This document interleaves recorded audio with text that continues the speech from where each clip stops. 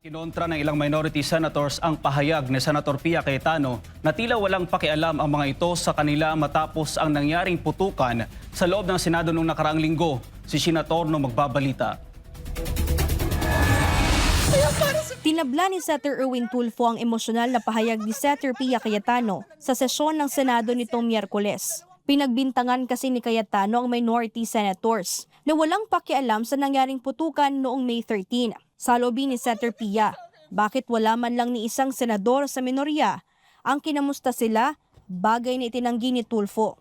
Sinabi pa ng senador na bukod sa kanya ay kinamusta rin ni na Senator Mig Zubiri, Senator Sherwin Gatchalian at Senator Bam Aquino ang majority senators. Meron naman sa group chat po namin doon sa 20th majority po na group chat sa WhatsApp. Meron po, as a matter of fact, may kumakalat na po ngayon, parang 9:50 po, si Senator Camille said na we're all okay. Sunod-sunod na po, 9:55 yata, 9:56, nag-text na po si, I think, si Senator Migs, si Senator Sherwin, Keep Safe, si Senator Bam, ako din po, sa akin po, 9:57 po pumasok, praying for all of you. Yun po yung totoo doon. Hula ni Senator Erwin, posibleng hindi ito nabasa ni Senator Pia dahil sa emosyon ng kasagsagan ng putukan. Patutsyada naman ni Senator Ping Lacson, papaano kukumustahin ang mayorya kung masaya o manong nagkakainan habang naka-Facebook Live ang mga ito. Dagdag pa ni Senator Lacson, hindi raw tama na pagbintangan ang minority senators na may alam sa mangyayaring Senate siege.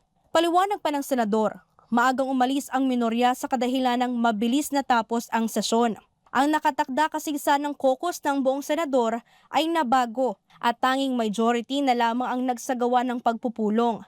Tinawag na malisyoso at unfair ni Senator Ping Lacson ang pahayag ng ilang mayorya. Wala rin anyang basihan ang mayorya na may alam ang minorya sa mangyayaring gulo noong nakaraang linggo. Samantala, sinabi naman ni Senator Erwin na wala na raw hadlang para arestuhin itong si Senator Bato de la Rosa. Ito'y matapos hindi paboran ng Supreme Court ang hiling na Temporary Restraining Order o TRO kaugnay ng implementasyon ng ICC warrant laban kay De La Rosa.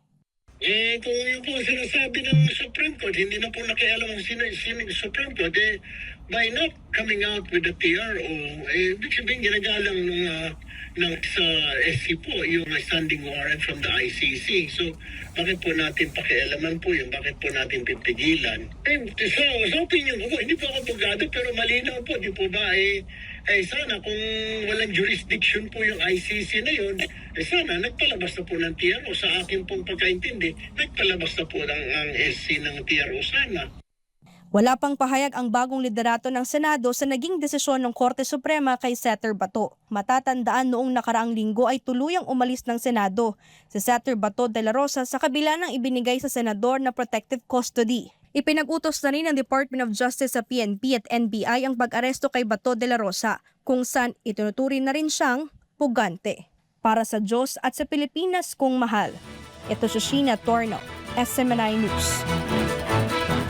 Posibleng umarangkada na sa Hulyo 6 ang impeachment trial ni Vice President Sara Duterte sa Senado kasabay na paghahanda para sa mas mahigpit na seguridad habang papalapit ang pagdinig laban sa bise. Si Angel Pastor sa balita.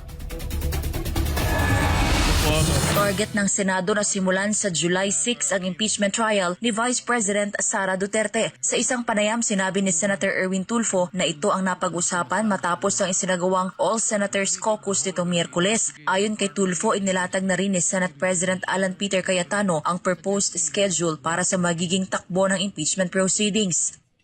Meron na pong mga trial na gagawin. Ang plano sa Monday ng umaga ng July 6, I think, will be like around 10 a.m. to 1 p.m. Regular session. So magkakaroon po ng regular session. Okay. Pagkatapos, break po ng 1 hour, 2 o'clock at tusawa. Ayun na po, yung trial. And then, ganun din po sa... Pero pag Tuesday, Wednesday, puro trial po yun. Trial na lang po yun. 3 o'clock to Sawa. 3 o'clock to Sawa.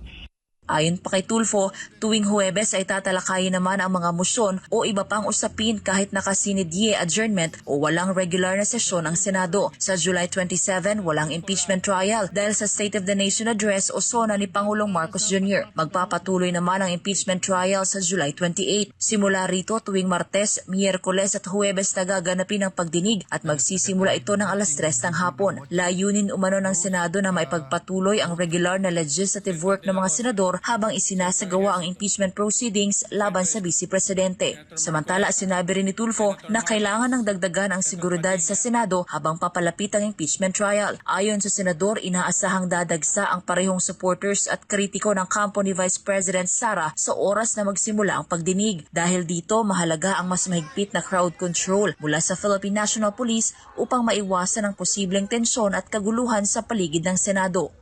Ang kailangan po natin siguro yung anti-riot, yung mga nasa labas po, dahil I'm sure po, dalawang panig po yan, yung pro at saka anti, siyempre yung pro Duterte, papadala po sila, nakita naman po ninyo, yung mga makakaliwa, dadating din po dyan, baka magsabong po, magkagulo, kaya kailangan po natin siguro talaga ng crowd control units ng Philippine National Police.